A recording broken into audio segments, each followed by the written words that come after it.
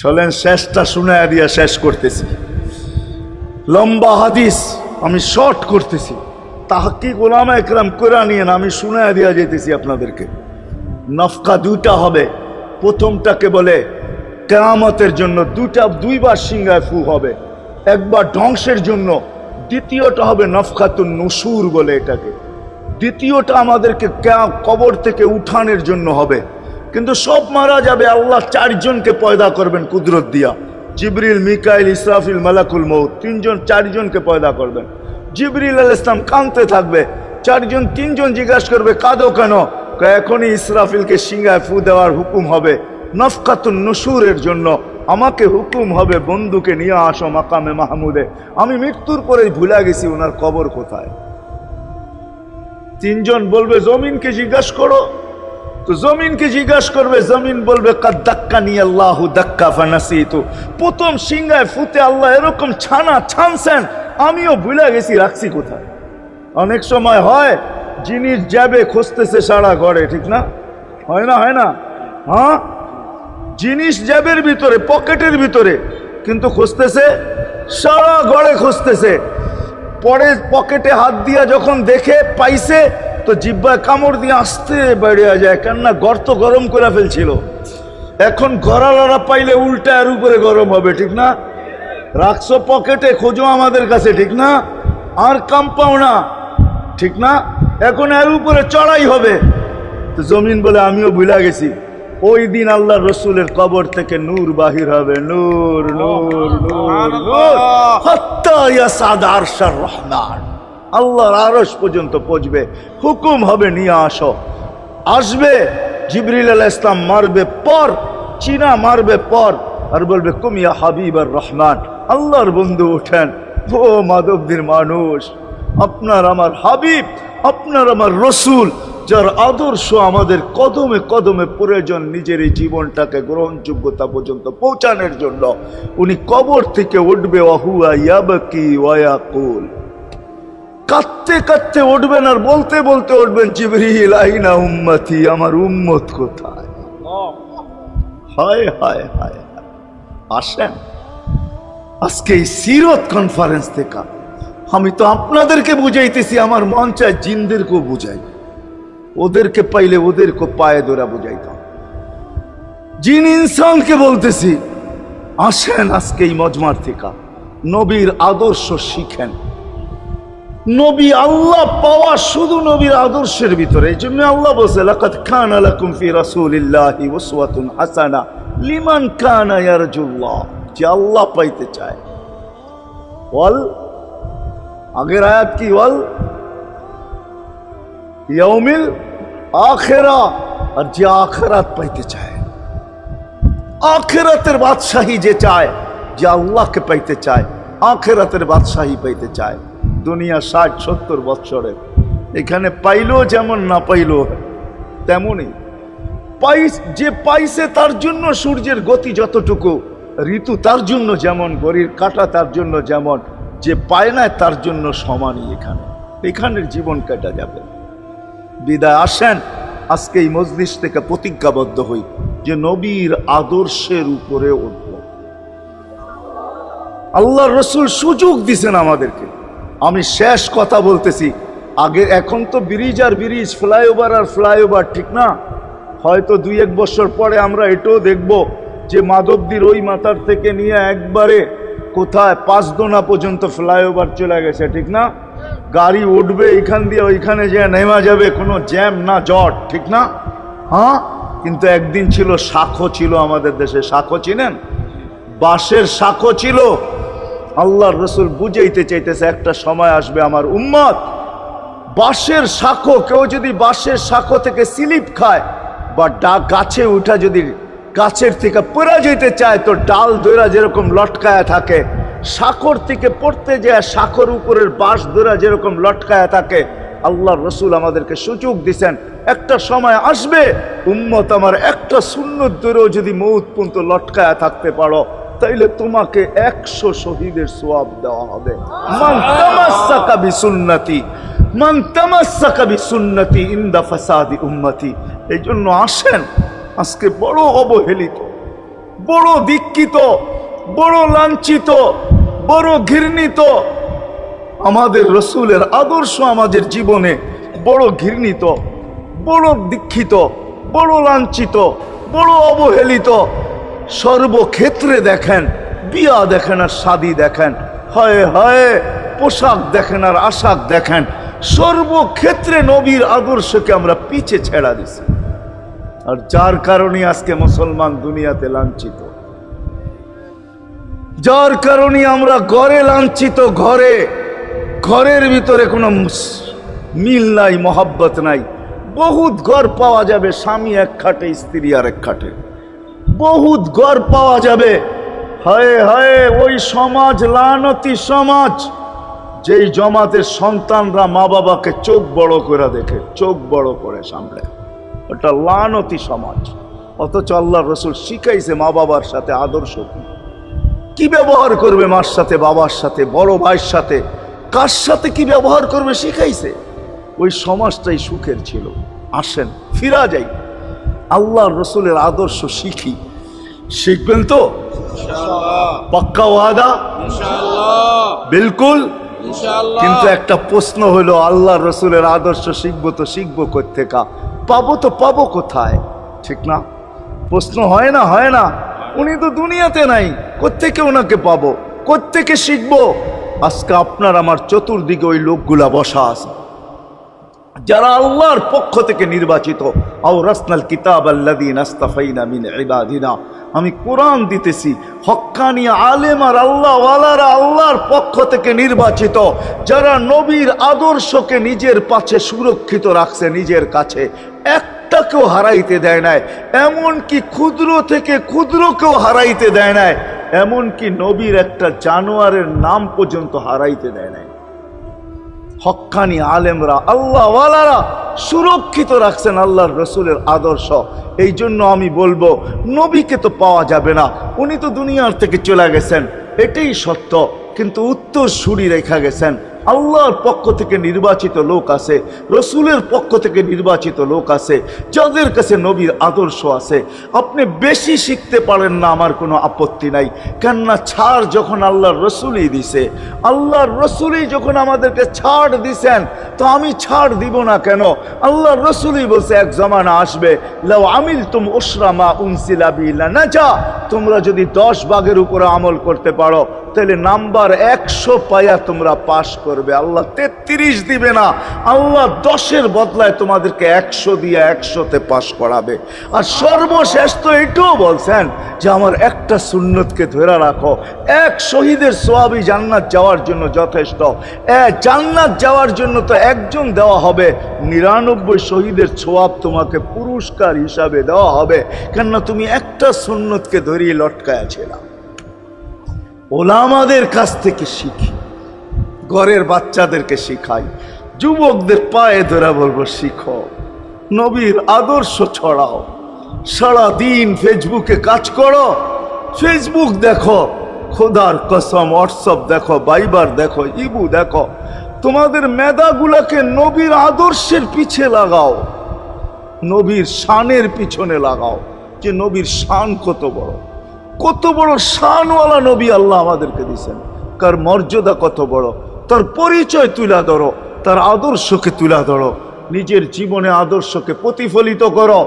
ইনশাআল্লাহ ওই দিন দেখবো, যেই দিন আবু বকর পেয়ালা ভোড়া দিবে, ওমর রাদিয়াল্লাহু তাআলা আনহুর হাতে উঠায়া দিবে, আবু বকর সিদ্দিক রাদিয়াল্লাহু তাআলা আনহু হাউজে কাউসারের নিচে থাকবেন, পারে থাকবেন, তলদেশে থাকবেন, উনি পেয়ালা ভোড়া দিবে ওমর রাদিয়াল্লাহু তাআলা আনহুর হাতে, ওমর রাদিয়াল্লাহু তাআলা আনহু উঠায়া দিবে আমাদের নবীজির হাতে, আর নবীজি ঠোঁটে লাগায়া বলবে, ইশরাব লা তাজমান বাদাহা আবাদা, পান করার কোনোদিন পিপাসা তোর কাছে আসবে না। ওই দিনের দৃশ্যটা কিরকম হবে?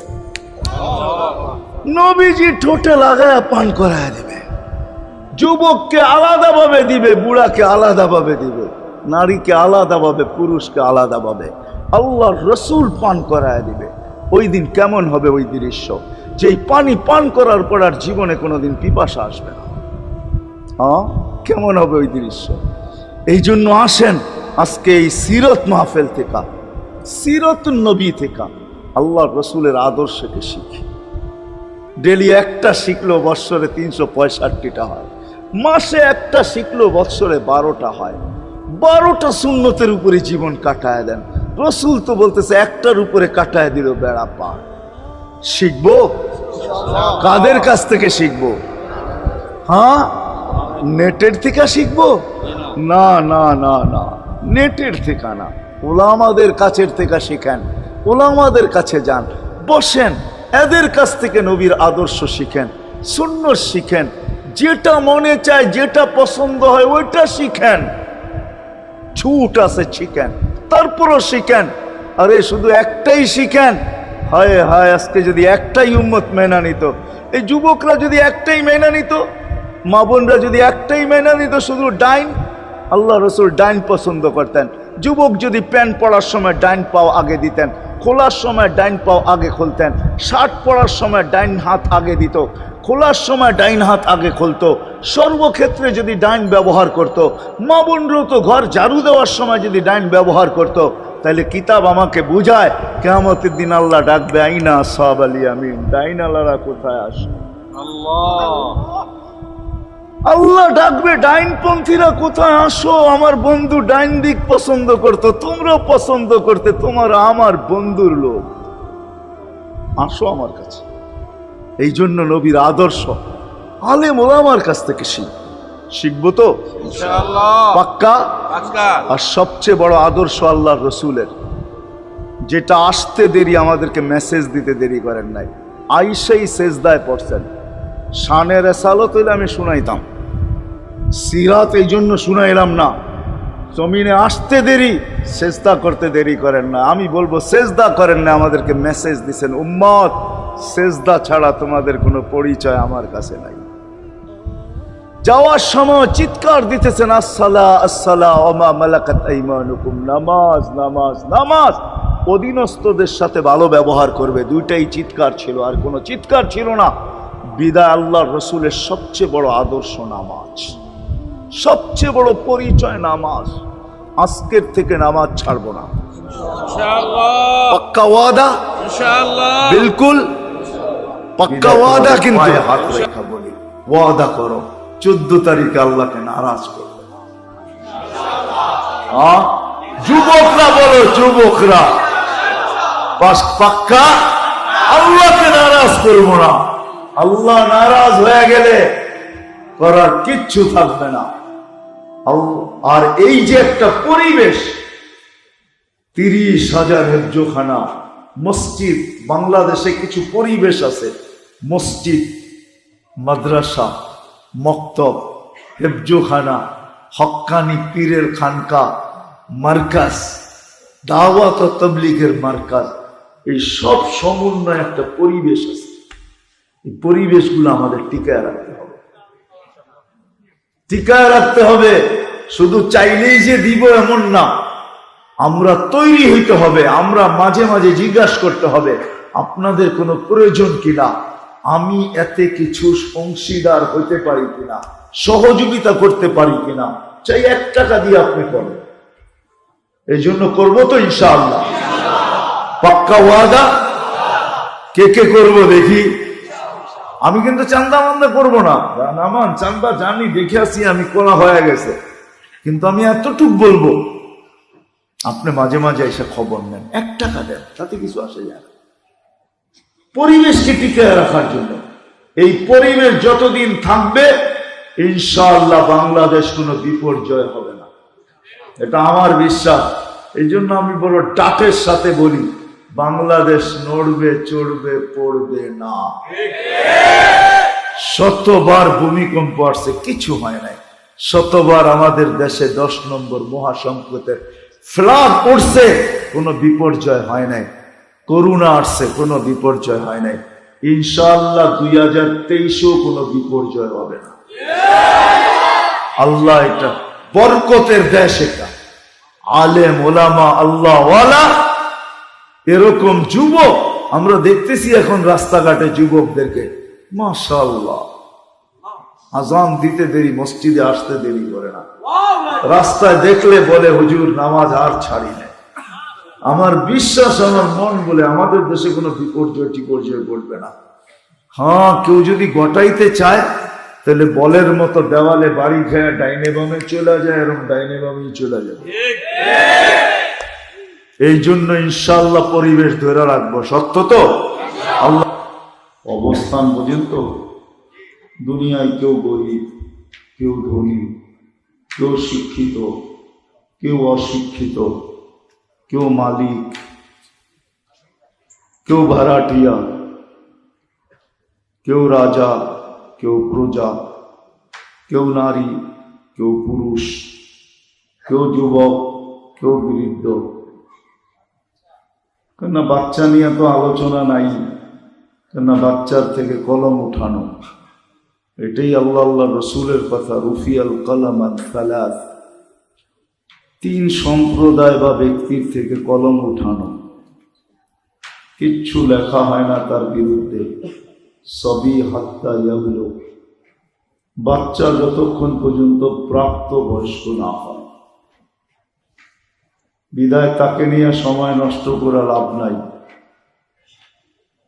দ্বিতীয় একটা সম্প্রদায় আছে মজনুন হাত্তা ইয়াবরা, পাগল যতক্ষণ পর্যন্ত ভালো না হয়। তৃতীয় আর একটা সম্প্রদায় আছে ঘুমন্ত ব্যক্তি যতক্ষণ পর্যন্ত সজাগ না হয়। যদি বাস্তবিকই ঘুমে থাকে, আর একটা হলো ঘুমের ভান্দুরা যদি পড়া থাকে, ওটা ভিন্ন কথা। কিন্তু যদি বাস্তবিকই ঘুমন্ত হয়, কলম উঠানো থাকে, তার বিরুদ্ধে কিচ্ছু লেখা হয় না। পক্ষে লেখা হইতে পারে, এটা আমিও মানি। পক্ষে লেখা হইতে পারে, কিন্তু বিরুদ্ধে লেখা হবে না। তো মানুষ দুনিয়ায় চির সত্য কথা এটাই, চাই আমাদের বুঝে আসুক আর না আসুক, আমরা ভাবি আর না ভাবি, দুনিয়ায় মানুষের অবস্থান যেমনই হোক, চাই গরিব হোক চাই ধনী হোক, আমাদের ভাবা উচিত, চিন্তা করা উচিত। যদিও আমরা ভাবি না, চিন্তা করি না, ভাবাও উচিত, চিন্তা করা উচিত। দুনিয়ায় অবস্থান যেমনই হোক, আল্লাহর কাছে আমার অবস্থান কতটুকু, এটা ভাবা উচিত। প্রত্যেকের ভাবা উচিত যে আল্লাহর কাছে আমার অবস্থান কতটুকু। অবস্থান বোঝেন? পজিশন বোঝেন? পজিশন কতটুকু? কেন আমরা আল্লাহর কাছ থেকে আসছি। সত্য এটাই। হয়তো আপনি বলতে পারেন স্বাধীনতার দেওয়ার কারণে অনেক কিছু বলা যায়।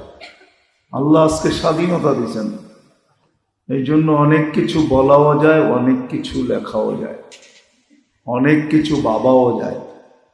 আল্লাহ ভাবনা স্বাধীনতা দিয়েছেন আমাদেরকে, 5টা স্বাধীনতা দিয়েছেন আমাদেরকে, 5টা। এই 5 স্বাধীনতার বলে আজকে যা খুশি তা আমি বলতে পারি, যা খুশি তা লিখতে পারি। কিন্তু সত্য এটা, কিন্তু আমরা আল্লাহর কাছ থেকে আসছি। আমার কথা বোঝেন? সুট্টুর কিন্তু হবে না আমার কথায়। আমরা আল্লাহর কাছ থেকে আসছি, আর আল্লাহ আমাদেরকে সবার কাছ থেকে সাদা কাগজে সিগনেচার নিয়ে রাখছেন। শুধু সিগনেচার নেন নাই, সিগনেচারও নকল হতে পারে।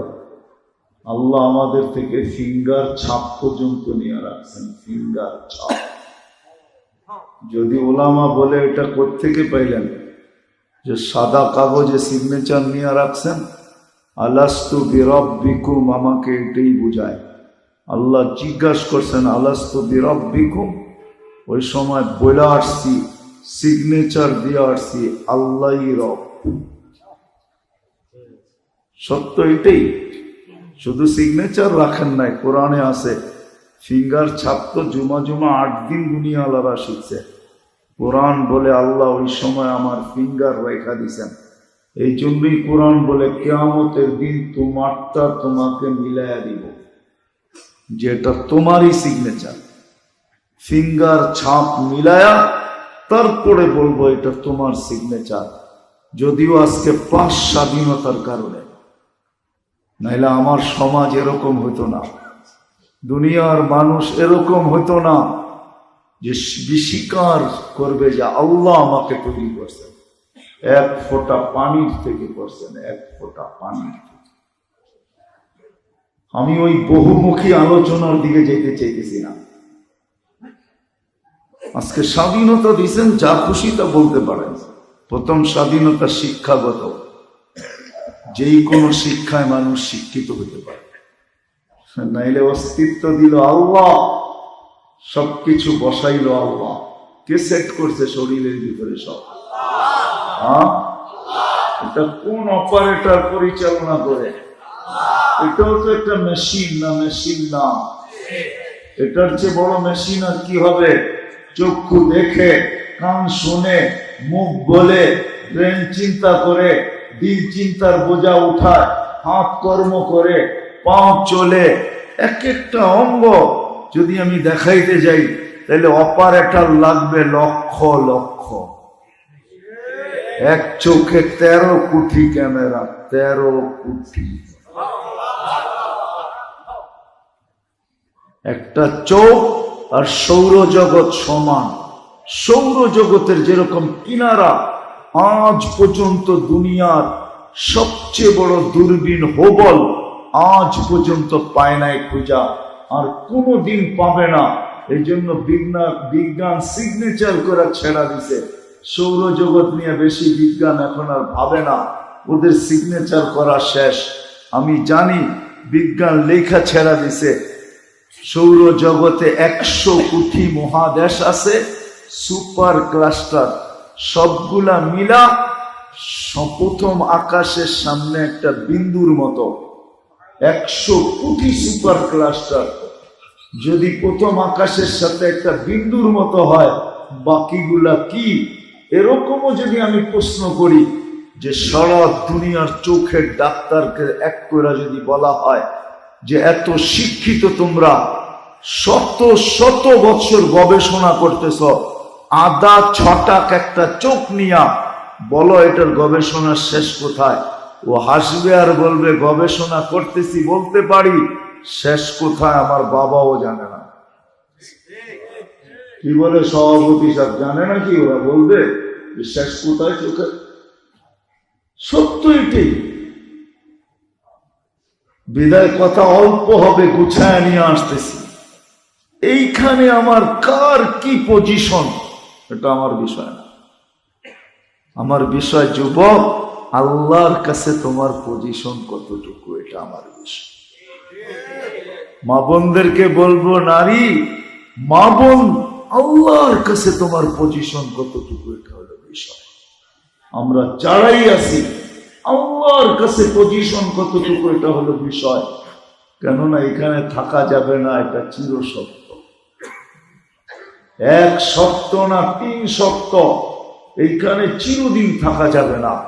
যে আসছে তাকে চলে যেতে হবে। যাওয়ার কোন সিরিয়াল আল্লাহ রাখেন নাই, কে আগে যাবে কে পরে যাবে। যুবক আগে যাবে না বৃদ্ধ আগে যাবে? কত বৃদ্ধ বাবাই তো আছে চোখের পানি দিয়া সন্তানকে কবরে রাখতে বাধ্য হয়েছে। আবার কত সন্তানও আছে বাবাকে চোখের পানি দিয়া কবরে রাখতে বাধ্য। সত্য তো এটা। বিদায় আমার কথা শুরু এটা। দুনিয়াতে কার কি পজিশন, এটা আমার আলোচ্য বিষয় না, বিষয় না। এটা আল্লাহরও বিষয় না।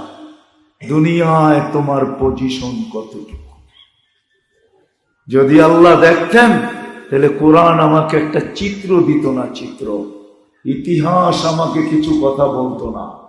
একটা চিত্র কোরআনে আছে। আল্লাহ কোরআনে একটা চিত্র তুলে ধরছেন। দুনিয়ায় যাদের বড় পজিশন ছিল, কিন্তু আল্লাহর কাছে কোনো পজিশন ছিল না, বিদায় তাদের কোনো দাম মালিকের কাছে নাই, যিনি আমাদেরকে অস্তিত্ব দিচ্ছেন 1 ফোঁটা পানির থেকে। যুবক, যদিও যৌবনের তরঙ্গে ভাসো, আমি সুস্থতার তরঙ্গে ভাসি। আমরা এক একজনে নিজের দুনিয়ার অবস্থানের উপরে ভাসমান, বাঁচতেছি, সত্য আমি মানি মানি।